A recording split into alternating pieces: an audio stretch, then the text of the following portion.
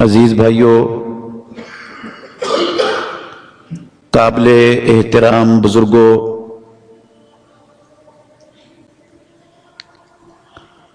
ہم پچھلے خطبات سے یہ بات سن رہے ہیں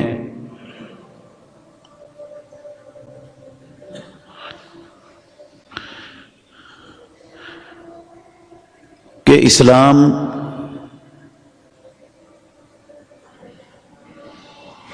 کی بنیاد جس پر اللہ کا پورا دین اسلام کھڑا ہے، اس کی بنیاد یہ ہے کہ اللہ کے سوا کوئی عبادت کے لائق نہیں۔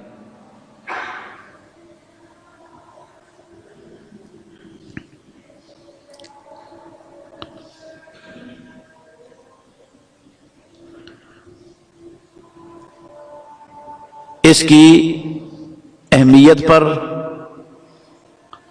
میں نے دو چیزیں آپ کے سامنے پہلے رکھی ہیں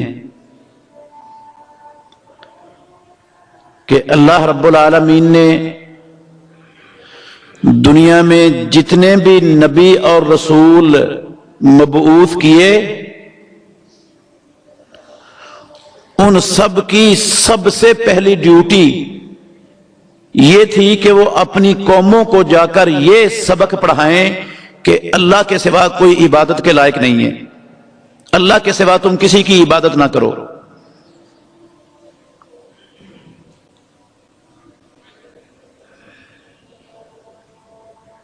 اور دوسری بات میں نے یہ بھی آپ کے سامنے رکھی کہ یہ واحد چیز ہے اللہ کی زمین پر دنیا میں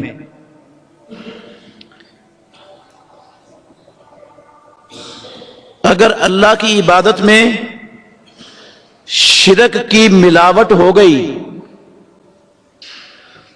تو کلمہ پڑھنے والے کی زندگی کی ساری نیکیاں اور ساری کے سارے اعمال ضائع اور برباد ہو جائیں گے۔ اسے لا الہ الا اللہ محمد الرسول اللہ پڑھنے کا فائدہ نہیں ہوگا، اس کی نمازیں ضائع ہو جائیں گی، اس کے روزے ضائع ہو جائیں گے، اس کی زکوٰۃ صدقات و خیرات رائے گاں چلے جائیں گے، اس کے حج عمرے ضائع ہو جائیں گے، اس کا جہاد ضائع اور برباد ہو جائے گا، اس کی وعظ و نصیحت درس و تدریس کا عمل ضائع اور برباد ہو جائے گا۔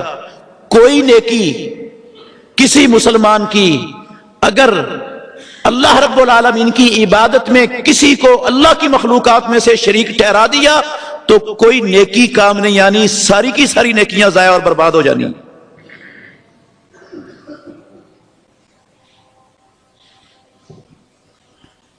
اللہ نے ان لوگوں کا نقشہ کھینچا ہے قرآن میں، عاملۃ ناصبہ، عمل کر کر کے تھکے ہوئے ہوں گے، بڑی نمازیں پڑھی ہوں گی، بڑے روزے رکھے ہوں گے،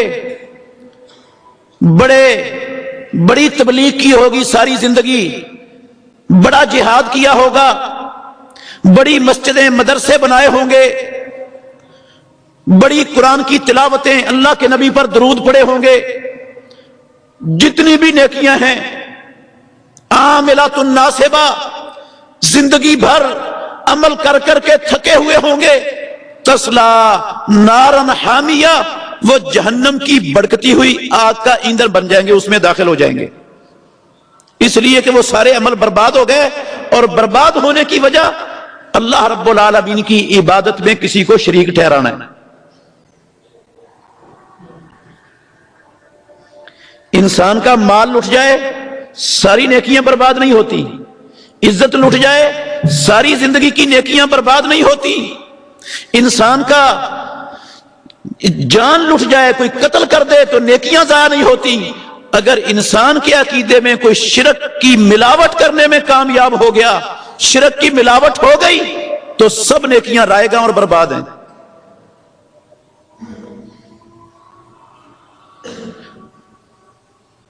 اور تیسری ایک اہمیت والی چیز بالاختصار آپ کے سامنے رکھنا چاہتا ہوں یہ اللہ رب العالمین کا قرآن 30 پارے ہیں قرآن کے. ان 30 پاروں میں سے کوئی ایک پارا ایسا نہیں جس پارے کے اندر اللہ رب العالمین نے یہ توحید صرف اللہ کی عبادت کو صراحتاً یا کنایتاً بیان نہ فرمایا ہو. چلو پاروں کو رہنے دیتے ہیں. قرآن مجید کی 114 صورتیں ہیں قرآن میں. ذمہ داری سے کہہ سکتا ہوں، اللہ کے گھر میں کھڑا ہوں، ان 114 قرآن کی صورتوں میں سے کوئی ایک صورت ایسی نہیں جس صورت میں اللہ نے صرف اپنی عبادت کو صراحتاً اور کنایتاً، صراحتاً یا کنایتاً صرف اپنی عبادت کرنے کا حکم نہ دیا. ایک صورت نہیں قرآن کی ایسی 114 صورتوں میں سے. چلو صورتوں کو بھی چھوڑ دیتے ہیں. میں کہتا ہوں قرآن کے صفحات گن لیں، صفحات گن لیں قرآن مجید کے. کوئی ایک صفحہ آپ کو ایسا نہیں ملے گا جس صفحے کے اندر اللہ نے یہ عقیدہ توحید کا مسئلہ کہ اللہ کے سوا کوئی عبادت کے لائق نہیں، اللہ کے سوا کسی کی عبادت کی گنجائش نہیں کرنی، صراحتاً یا کنایتاً بیان نہ کیا ہو. کوئی ایک صفحہ آپ کو ایسا نہیں ملے گا قرآن سے. بلکہ اس سے بھی بڑھ کر میں یہ بھی کہہ سکتا ہوں کہ قرآن مجید کی 6200 سے کچھ اوپر آیات ہیں. ان 6000 سے اوپر قرآنی آیات میں میرے محترم مسلمان بھائیوں ایک آیت بھی قرآن کی ایسی نہیں جس میں صراحتاً یا کنایتاً اللہ رب العالمین نے اس مسئلے کو ذکر نہ فرمایا ہو. قرآن کی 6200 سے زیادہ آیتوں میں ایک آیت بھی ایسی نہیں. آپ کہیں گے یہ آپ کے منہ کی بات ہے. نہیں میرے بھائیوں، میرے منہ کی بات نہیں ہے. میں نے اپنے پاس سے نہیں کہی یہ بات. جو آیتیں آپ نے سنی ہیں دوبارہ پھر غور کر لینا، یہ ان آیتوں کا مفہوم ہے جو میں آپ کے سامنے رکھ رہا ہوں. اللہ نے فرمایا الف لام را. یہ سورہ ہود شروع ہو رہی ہے. سورہ ہود کی ابتدائی آیتیں ہیں. کتاب، مسلمانوں یہ کتاب قرآن مجید احکمت آیاتہ، اس کی آیتوں کو اللہ نے محکم بیان کیا ہے. ثم فصلت، پھر ان محکم آیتوں کی تفصیل بیان کی گئی ہے. وہ تفصیل کسی مولوی صاحب نے بیان نہیں کی، کسی محدث نے بیان نہیں کی، کسی مفسر نے بیان نہیں کی، کسی فقیہ نے بیان نہیں کی. ثم فصلت، پھر اس قرآن کی محکم آیتوں کی تفصیل بیان کی گئی ہے. من لدن حکیم خبیر، حکمت والے اور خبر والے رب العالمین نے اس کی تفصیل بیان کی ہے. وہ قرآن کی آیتوں کی تفصیل ہے کیا جو اللہ نے بیان کی؟ غور کرنا الفاظ پر. ثم فصلت، ان قرآن کی آیتوں کی تفصیل حکیم و خبیر رب العالمین کی طرف سے بیان کی گئی ہے. وہ تفصیل کیا ہے دنیا والوں؟ اللہ تعبدوا الا اللہ. وہ تفصیل اللہ نے یہ بیان کی ہے، اللہ تعبدوا الا اللہ، کہ اللہ کے سوا تم زندگی میں کبھی بھی کسی کی عبادت نہ کرنا. قرآن کی ایک ایک آیت 6000 سے زیادہ آیتوں میں سے یہ پیغام، یہ دعوت لے کے آئی ہے، اللہ تعبدوا الا اللہ، کہ اللہ کے سوا تم کسی کی عبادت نہ کرنا. کوئی معمولی سا مسئلہ ہے؟ جس تفصیل کو قرآن کی ایک ایک آیت بیان کرنے کے لیے رب نے اتاری ہے، وہ کوئی معمولی مسئلہ نہیں ہو سکتا. اننی لکم منہ نذیر مبین.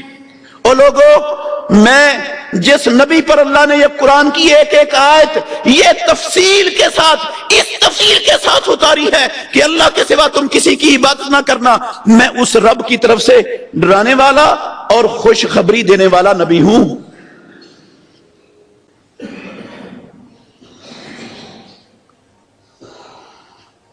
یہ اتنا بڑا مسئلہ کہ اللہ کے سوا کسی کی عبادت نہیں۔ میرے بھائیوں، میں یہ کہہ رہا تھا پچھلے جمعہ بھی میں نے وضاحت کی کہ مسلمانوں میں سے اکثریت اس اسلام کے سب سے بڑے اور بنیادی مسئلے کو نہیں جانتی۔ اس کا مطلب کیا ہے کہ اللہ کے سوا کسی کی عبادت نہیں کرنی، اللہ کے سوا کوئی عبادت کے لائق نہیں۔ اس کا مطلب مسلمانوں میں سے بہت سے اکثریت کو نہیں آتا۔ مطلب سمجھا رہا تھا کہ اس کا مطلب یہ ہے، یاد رکھنا میرے بھائیوں، اگر یاد کر لو گے انشاءاللہ الرحمن اپنے اعمال کو بچانے والے بن جاؤ گے، دوسروں کے اعمال کی حفاظت کرنے والے بھی بن جاؤ گے۔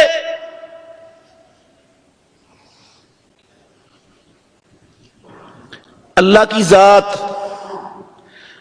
اللہ کی صفات، اللہ کے اختیارات، اللہ کے حقوق، چار چیزیں میں نے سامنے آپ کے رکھی تھی کہ اللہ اپنی ذات میں بھی اکیلا، اپنی صفات میں بھی وحدہ لا شریک، اپنے اختیارات میں بھی اکیلا وحدہ لا شریک، اور اپنے حقوق میں بھی وحدہ لا شریک۔ پچھلے دو جمعوں میں نے وضاحت کی کہ اللہ کی ذات میں شرک کیسے ہوتا ہے، کون کر رہا ہے، وہ آپ نے سنا۔ اس سے اگلے جمعے میں نے وضاحت کی کہ اللہ کی صفات میں شرک کیسے ہوتا ہے، کون لوگ کر رہے ہیں، یہ بھی آپ نے سنا۔ آج انشاءاللہ الرحمن آج کے خطبے میں یہ وضاحت کرنی ہے کہ اللہ کے اختیارات میں شرک کیسے ہو جاتا ہے،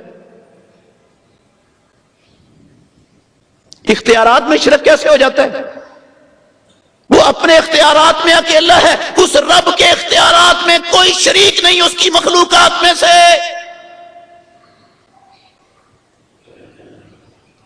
اختیار کیا ہے اللہ کا؟ کسی چیز کو حلال کرنا، کسی چیز کو انسانوں کے لیے حرام کرنا، یہ اختیار ہے صرف اللہ رب العالمین کا۔ ایک مثال دے رہا ہوں بس،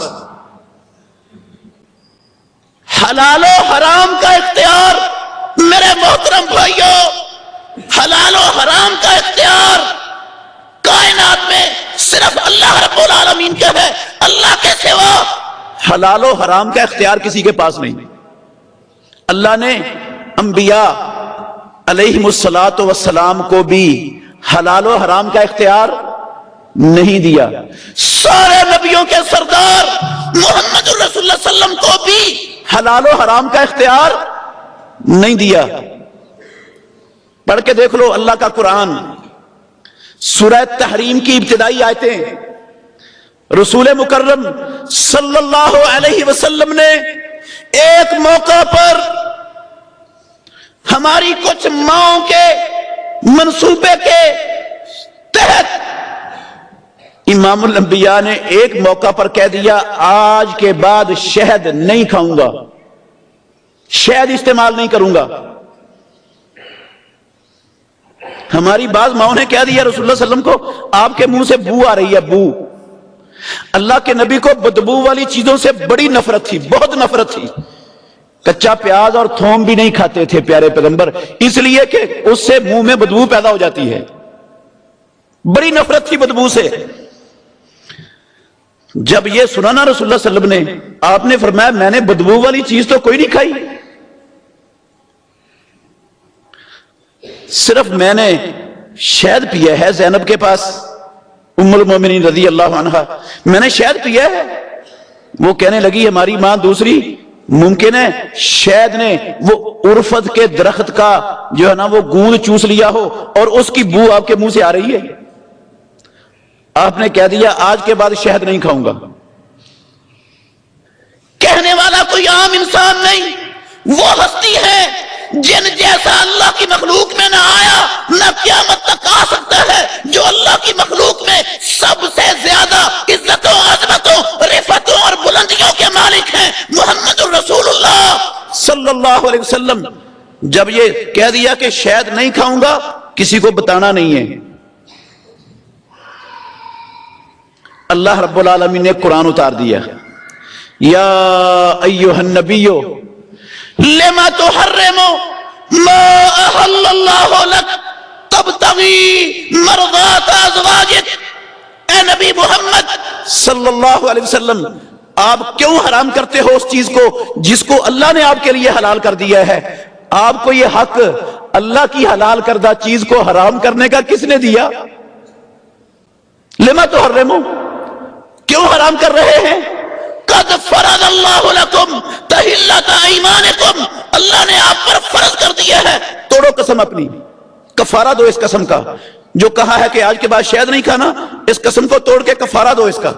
आपको हलाल और हराम का इख्तियार मोहम्मद रसूलुल्लाह सल्लम को, इमामुल अंबिया को, खातमुन नबिय्यीन को, सैयदुल अव्वलीन वल आखिरीन को, अल्लाह की मखलूकात में से रब के सबसे ज्यादा प्यारे और मुकर्रब नबी को हलाल और हराम का इख्तियार नहीं था। यह इख्तियार किसका है? सिर्फ अल्लाह का। यह इख्तियार सिर्फ अल्लाह का है। मगर यहूदियों ने और ईसाइयों ने, अहले किताब ने यह इख्तियार दे दिया हलाल और हराम का अपने उलमा को, मौलवियों को, सूफियों, दरवेशों को। यहूद और नसारा ने, अहले किताब ने हलाल और हराम का इख्तियार अपने उलमा और अपने दरवेशों को दे दिया। अल्लाह रब्बुल आलमीन कुरान में जिक्र फरमा रहे हैं, इत्तखज़ू अहबारहुम व रुहबानहुम अरबाबम मिन दूनिल्लाह। मेरे भाइयों, आयत को गौर से समझने की कोशिश करना। इत्तखज़ू अहबारहुम व रुहबानहुम अरबाबम मिन दूनिल्लाह। इन यहूदो नसारा ने अपने उलमा को और अपने राहिबों को अल्लाह के सिवा रब बना लिया था। इत्तखज़ू अहबारहुम व रुहबानहुम अरबाबन, अरबाबन रब की जमा है अरबाब। मौलवी और दरवेश रब बन गए सारे, उन्होंने बना लिया रब उनको। अल्लाहु अकबर। वल मसीह अबना मरियमा, और मसीह बिन मरियम को भी रब बना लिया। वमा उमिरू इल्ला लियअबुदू इलाहन वाहिदन, हालांकि उनको यह हुक्म दिया गया था कि वो सिर्फ एक अल्लाह की इबादत करें। ला इलाहा इल्ला हुवा, क्योंकि अल्लाह के सिवा कोई इबादत के लायक नहीं है। सुब्हानहू अम्मा युशरिकून, वो अल्लाह रब्बुल आलमीन पाक है उन तमाम हस्तियों से जिनको वो अल्लाह का शरीक ठहराते हैं। हुक्म उनको यह था कि सिर्फ एक अल्लाह की इबादत करें। उन्होंने अपने उलमा को, अपने दरवेशों को अल्लाह के सिवा क्या बना लिया? रब। ये आयत सुनी अदी बिन हातिम रजी अल्लाह अन्हु ने। तिरमिज़ी शरीफ के अंदर सही सनद के साथ हदीस है, तिरमिज़ी शरीफ के अंदर, हवाला भी याद रखना। समझ नहीं आई आयत का मतलब, समझ नहीं आया अदी बिन हातिम रजी अल्लाह अन्हु को। अल्लाह के नबी के पास आ गए, कहते हैं अल्लाह के नबी, हमने का लफ्ज इसलिए कहा कि ये भी ईसाइयत छोड़कर मुसलमान हुए थे। ईसाइयत छोड़कर मुसलमान हुए थे। रावी को शक है, उन्होंने या हमने का लफ्ज बोला या उन्होंने का लफ्ज बोला। कहने लगे उन्होंने या हमने अपने उलमा को और दरवेशों को रब तो नहीं बनाया था। हमने कभी नहीं कहा था ये हमारे उलमा और हमारे दरवेश ये हमारे रब हैं। हमने तो कभी उनको रब नहीं बनाया, उन्होंने कभी रब नहीं बनाया, उनको कभी रब करार नहीं दिया। तो अल्लाह कह रहे हैं कुरान में कि उन्होंने अपने उलमा और दरवेशों को रब बना लिया। क्या मतलब है इसका? रसूल मुकर्रम सल्लल्लाहु अलैहि वसल्लम अदी रज़ी अल्लाहु अन्हु से मुखातिब हैं। अदी, ये बतलाओ क्या जो चीज इनके उलमा और दरवेश इनके लिए हलाल करते थे, अल्लाह ने वो हराम की हुई होती थी, क्या ये उसको हलाल नहीं समझ लेते थे? کیا ان کے علماء اور ان کے درویش ایک چیز کو حرام کرتے تھے جس کو اللہ نے حلال کیا ہوا تھا، کیا یہ اس کو حرام نہیں سمجھ لیتے تھے؟ اپنے علماء کے بات مان کر اللہ کی بات کو چھوڑ نہیں دیتے تھے؟ عدی کہتے ہیں اللہ کے نبی ہاں ایسا تو تھا۔ رسول مکرم ناطق وحی الصادق المصدوق نے فرمایا فَتِلْكَ عِبَادَتُهُمْ، عدی اسی عمل کا نام ہے ان کی عبادت کرنا۔ ان کو رکوع کرنے سے صرف ان کی عبادت نہیں ہوتی، ان کو سجدہ کرنے سے صرف ان کی عبادت نہیں ہوتی، جو اختیار اللہ کا ہے، صرف اللہ کا اختیار ہے، وہ اختیار اللہ کے بندوں کو دے دینا، وہ بھی ان کو اختیار دینا ہی ان کی عبادت کرنا ہے، اور ان کی عبادت کرنے کا معنی ہی ان کو رب بنانا ہے۔ یہودیوں عیسائیوں نے جب حلال و حرام کا اختیار اپنے علماء کو، اپنے درویشوں کو دے دیا، انہوں نے تو ان کو بنا لیا رب، وہ تو رب بن گئے۔ تو انصاف سے بتائیے جب علماء اور درویش بھی رب بن گئے تو اب عبادت صرف اللہ کی رہے گی؟ عبادت صرف اللہ کی کیسے رہے گی؟ اب وہ بھی رب ہے، وہ بھی رب ہے، سارے رب ہے، عبادت صرف اللہ کی کہاں گئی؟ اور محمد الرسول اللہ اپنی وحی والی زبان سے اس عمل کا نام عبادت رکھ رہے ہیں۔ عبادت، میں عبادت اپنے پاس سے لفظ نہیں بول رہا، اللہ کے سوا کوئی عبادت کے لائق نہیں، اس کا مطلب ہے اللہ کے سوا کسی کو حلال و حرام کا اختیار نہیں دینا۔ اگر دے دو گے حلال و حرام کا اختیار اللہ کے سوا کسی انسان کو تو تم اللہ کے ساتھ اس کی بھی عبادت کرنے والے بن جاؤ گے، وہ بھی معبود بن جائے گا۔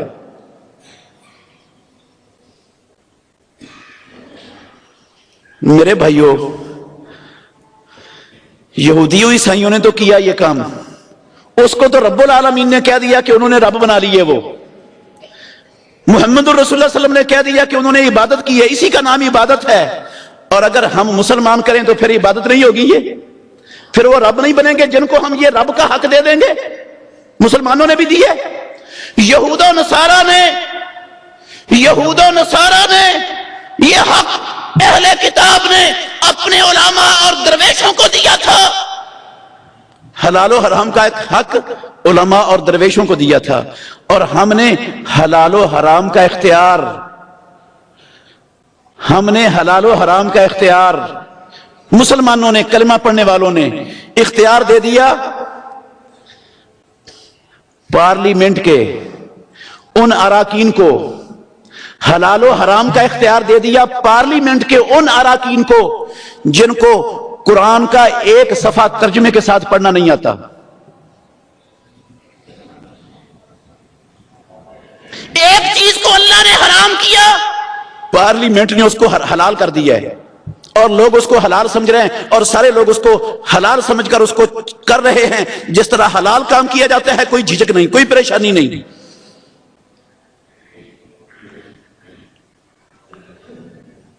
کیا حلال کر دیا پارلیمنٹ نے؟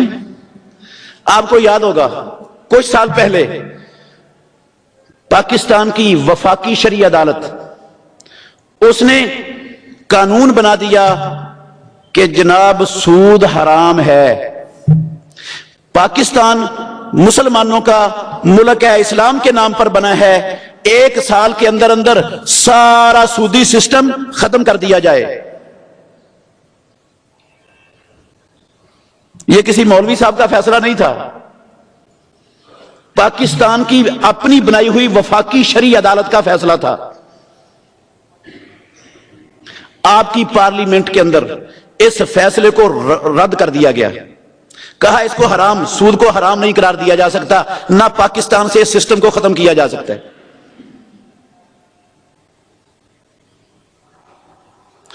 یہ سود صرف وفاقی شرعی عدالت نے حرام نہیں کیا تھا، یہ تو آسمانوں والے رب نے حرام کیا ہوا ہے۔ احل اللہ البیع وحرم الربا، آسمانوں والے رب نے اپنے بندوں پر کاروبار کو حلال کیا ہے، ربا کو، سود کو حرام کیا ہے۔ فمن جاءہ موعظۃ من ربہ فانتہی فلہ ما سلف وامرہ الی اللہ ومن عاد، جو اللہ کے حرمت کا حکم آ جانے کے بعد، جو اللہ کی طرف سے اس کے حرام کا حکم آ جانے، جان لینے، سمجھ لینے کے بعد، ومن عاد، پھر سودی کاروبار میں لگا رہا، سود لیتا دیتا رہا، فَأُولَئِكَ أَصْحَابُ النَّارِ هُمْ فِيهَا خَالِدُونَ۔ میرے لفظ نہیں، نہ کسی مولوی صاحب کے ہیں، تیسرا پارہ ہے، سورہ بقرہ ہے، اللہ کے قرآن ہے، اللہ کے قرآن کے پاک الفاظ ہیں۔ فمن عادا، جو حرمت کا علم ہو جانے کے بعد دوبارہ لوٹے گا، فَأُولَئِكَ أَصْحَابُ النَّارِ، وہ جہنم والے ہیں، هُمْ فِيهَا خَالِدُونَ، اور جہنم میں ہمیشہ رہیں گے۔ میرے بھائیو، اگر یہود و نصارہ وہ اللہ کی حلال حرام کردہ چیز کو، ان کے علماء اللہ کی حرام کردہ چیز کو حلال کریں، وہ تو ان کو بنا لے رب، یہ تو ہو جائے ان کی عبادت، اور جس کو رب نے حرام کیا اگر ہم اس کو حلال مان لیں، ہمارے ادارے اس کو حلال قرار دے دیں، تو یہ اس ادارے کی ان کی عبادت نہیں ہوگی، یہ ان کو رب بنانا نہیں ہوگا۔ یہ بنایا کیوں ہے رب؟ یہ عبادت کیوں ہو رہی ہے؟ بات میری وہی ہے، اس لیے ہو رہا ہے سب کچھ کہ ہمیں لا الہ الا اللہ کا معنی نہیں آتا، ہمیں پتہ ہی نہیں اللہ کے سوا عبادت، اللہ کے سوا کسی کی عبادت نہیں، عبادت کے لیے اللہ کے سوا کوئی ہے ہی نہیں جو عبادت کے لائق ہو، اس کا معنی ہی نہیں آتا۔ اگر مسلمانوں کو اس کا معنی آتا ہوتا، یہ سمجھتے ہوتے کہ اللہ کے سوا کوئی عبادت کے لائق نہیں، عبادت صرف اللہ کی ہے، اللہ کے سوا کسی کو عبادت کا حق دینا یہ شرک ہے اور سارے اعمال کو برباد کر دیتا ہے۔ میرے بھائیوں، کبھی مسلمان یہ کام نہ کرتے، پتہ ہی نہیں بیچاروں کو، معلوم ہی نہیں۔ یہ اسلام کا سب سے بڑا مسئلہ ہے جس کا نہیں پتا۔ اسلام کی بنیاد ہے یہ اللہ کے سوا کوئی عبادت کے لائق نہیں۔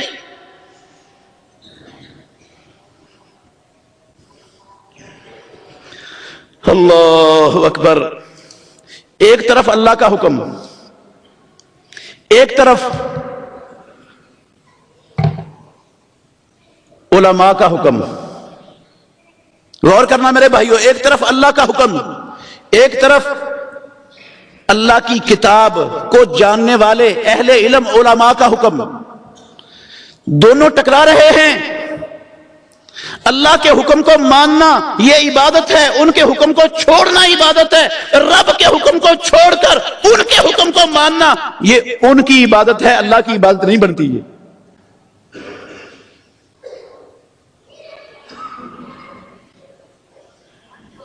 ابراہیم خلیل الرحمن علیہ السلام کیا کہا تھا انہوں نے اپنے باپ کو نصیحت کرتے ہوئے؟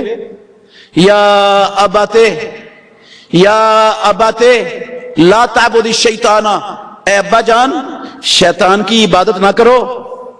کیا وہ آزر شیطان کی عبادت کرتا تھا؟ کہتا تھا شیطان میرا رب ہے؟ کیا عبادت تھی وہ شیطان کی؟ ابراہیم علیہ السلام کہہ رہے ہیں اپنے باپ کو، اللہ ان کے قول کو قرآن میں نازل کر رہے ہیں، لا تعبد الشیطان۔ وہ باپ اللہ کے حکم کے مقابلے میں شیطان کی بات مانتا تھا، رب کی بات کو چھوڑ کر شیطان کے نقشے قدم پر چلتا تھا۔ اس کو ابراہیم علیہ السلام نے کس نام سے تعبیر کیا؟ شیطان کی عبادت کے نام سے۔ اور شیطان کی جب عبادت ہو گئی تو عبادت تو صرف اللہ کی ہے، عبادت کے لائق پہ صرف اللہ کی ذات ہے۔ معلوم ہوا اللہ کے مقابلے میں کسی کی بات ماننا، اللہ کی بات کو چھوڑ دینا، یہ اس کی عبادت ہے۔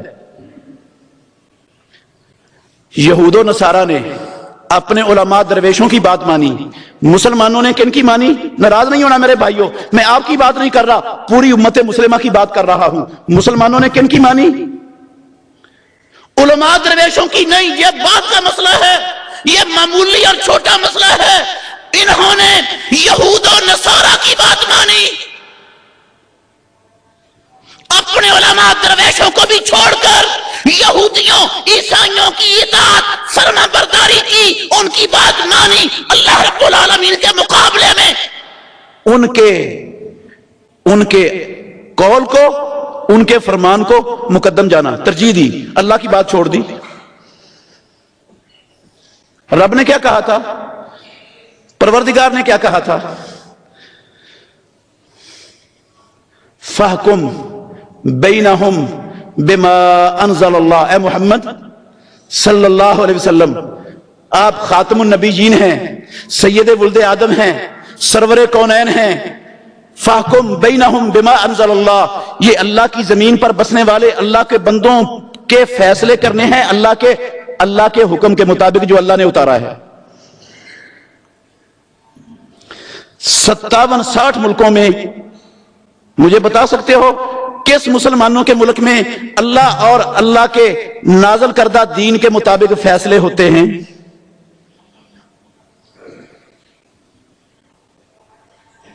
एक तरफ अल्लाह का हुक्म है, अल्लाह इमामुल अंबिया को, खातमुन नबीयीन को पाबंद बना रहे हैं कि आपने भी अपनी मर्जी से, लोगों की ख्वाहिश से फैसला नहीं करना, लोगों की ख्वाहिश के मुताबिक नहीं चलना, जो अल्लाह ने आप पर नाज़िल किया है उसको नाफिज करने और उसको कायम करने के पाबंद हो। मुसलमानों ने अल्लाह के हुक्म को मानने की बजाय यूरोप के, अमेरिका के, बरतानिया के कवानीन को मुसलमानों पर नाफिज किया है। ये किसकी इबादत हो रही है? अल्लाह की इबादत है। ये सिर्फ अल्लाह की इबादत का मतलब क्या है?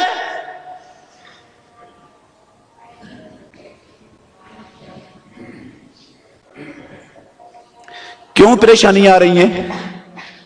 कसूर के अंदर जो अंधोनाक गैर इंसानी अमल हुआ है, कौन है जिम्मेदार इसका? और मेरे भाइयों, सिर्फ एक फर्द व दरिंदा अकेला जिम्मेदार नहीं, सारी पाकिस्तान के हुक्मरान, सारे सियासतदान, सारे उलमाए किराम, सारी अवाम, इल्ला माशाअल्लाह इस जुल्म, इस बर्बरियत, इस दरिंदगी की सब लोग मुजरिम हैं, सब जिम्मेदार हैं। क्यों होते हैं ऐसे वाकयात मुसलमानों के अंदर, मुसलमानों के मुल्कों में? अगर अल्लाह का कानून, अल्लाह का दीन, रब की शरीयत नाफिज हो, उसके मुताबिक फैसले हो, कसम अल्लाह की सवाल पैदा नहीं होता। ये बार बार ऐसे दरिंदे वो ऐसी हरकतें करके पूरी दुनिया में इस्लाम को, मुसलमानों को, सबके सर शर्म से झुका डाले, पैदा करने वाले की कसम जुर्रत नहीं होती, कभी जुर्रत नहीं होती, जुर्रत नहीं होती।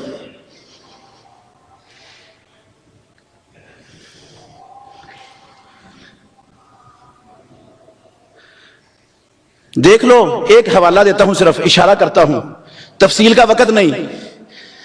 मोहम्मद रसूलुल्लाह सल्लल्लाहु अलैहि वसल्लम के जमाने में डाका मारा था कुछ लोगों ने, डाका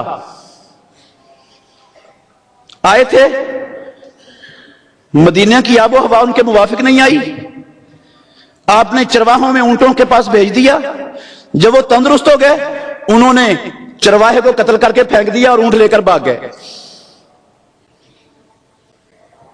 बंदा भी मार दिया, डाका भी डाला और अल्लाह की जमीन पर फसाद फैलाने का सबब बने, फसाद फैलाया। मारा कैसे था? उस चरवाहे के हाथ काट दिए, उसके पांव काट दिए और उसको तड़पता हुआ उसी तरह पत्थरों पर फेंक कर चले गए। वो बेचारा तड़प तड़प कर शहीद हो गया। मुहम्मद रसूलुल्लाह सल्लल्लाहु अलैहि वसल्लम ने इनके पीछे बंदे रवाना किए, वो डाकू पकड़े गए, उनको लाया गया। सही बुखारी शरीफ की हदीस की तरफ इशारा कर रहा हूं। प्यारे पैगंबर ने कहा, इनके हाथ भी काट दो, इनके पांव भी काट दो। उन्होंने सलाइयां, लोहे की सलाखें गर्म करके इस चरवाहे की आंखों में फेर कर आंखें भी निकाली थी। आपने फरमाया इसी तरह सलाइयां गर्म करके इनकी आंखें भी निकाल दो और इनको पत्थरों वाली जमीन पर फेंक दो। सहाबा ने यही अमल किया।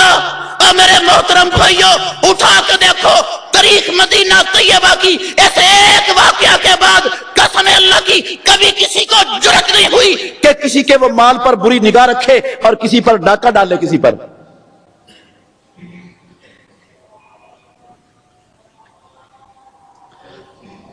क्या था? कौन सी जादू की छड़ी थी मोहम्मद रसूलुल्लाह सल्लल्लाहु अलैहि वसल्लम के पास कि आपने آپ نے اللہ کی ساری زمین پر امن اور سلامتی کے جھنڈے گاڑ دیے تھے. آپ نے عدی کو کہا تھا عدی ہیرا دیکھا ہے, ہیرا دیکھا ہے.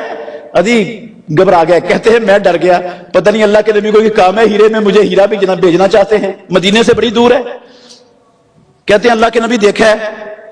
آپ نے فرمایا ایسا وقت آئے گا, اللہ ایسا وقت لائے گا اللہ کی شریعت اور اللہ کے دین کے نفاذ کی برکت سے کہ ہیرا سے ایک عورت چلے گی اکیلی, ایک عورت اکیلی چلے گی, اس مکے میں آ کر بیت اللہ کا طواف کرے گی, عمرہ حج ادا کرے گی, اس کو کسی چور ڈاکو کا خطرہ نہیں ہوگا, وہ اپنے سارے ساز و سامان سمیت محفوظ پہنچے گی, کوئی رستے میں لوٹنے والا نہیں ہوگا. اتنا امن قائم ہو گیا.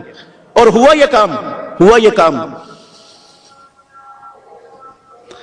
ہم کوئی ایسا واقعہ ہو جاتا ہے ملک میں, یہ میڈیا والے بھی اس کو اچھال کر, اس کے وہ کونے خدرے چھان کر قسم اللہ کی ان چیزوں کو فروغ دینے کا باعث بن رہے ہیں معاشرے کے اندر. چہ جائے کہ اس عمل کا سدباب کرنے کے لیے کچھ ہو, اس کو فروغ دینے کا رستے کھل جاتے ہیں. حکمران اور سیاستدان وہ بھی چند بیانات دے کر, لوگوں کی ہاں میں ہاں ملا کر, وہ بھی گونگے شیطان بن کے تماشائی بن کے پھر تماشا دیکھنے کے لیے بیٹھ جاتے ہیں. پھر تھوڑی دیر بعد پھر واقعہ ہو جاتا ہے, پھر لوگ بھڑک اٹھتے ہیں. میرے بھائیوں یہ حل نہیں ہے.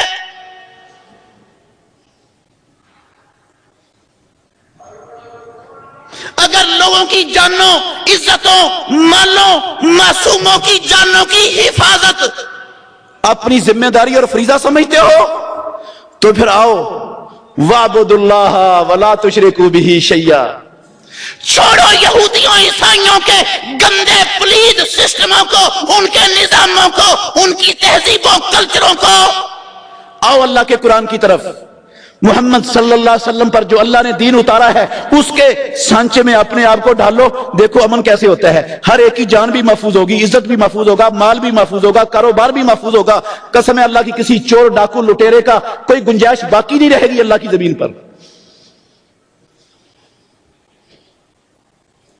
ہم سمجھتے ہیں لا الہ الا اللہ محمد رسول اللہ پڑھ لیا بس جنت کے ٹھیکیدار بن گئے, جنت تو پکی ہوگی ہماری. اور میرے بھائیوں جب شرک ہوگا تو لا الہ پڑھنے کا کوئی فائدہ نہیں, حج کرنے کا کوئی فائدہ نہیں, مسجد مدرسہ بنانے چلانے کا کوئی فائدہ نہیں. سب کچھ رائے گاں برباد ہے.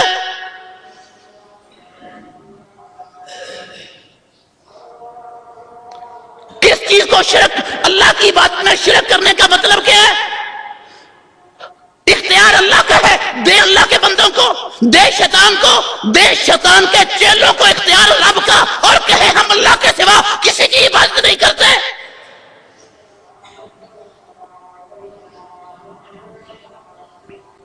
اللہ تعالی ہمیں سمجھنے اور عمل کرنے کی توفیق عطا فرمائے. آخر دعوانا الحمدللہ رب العالمین.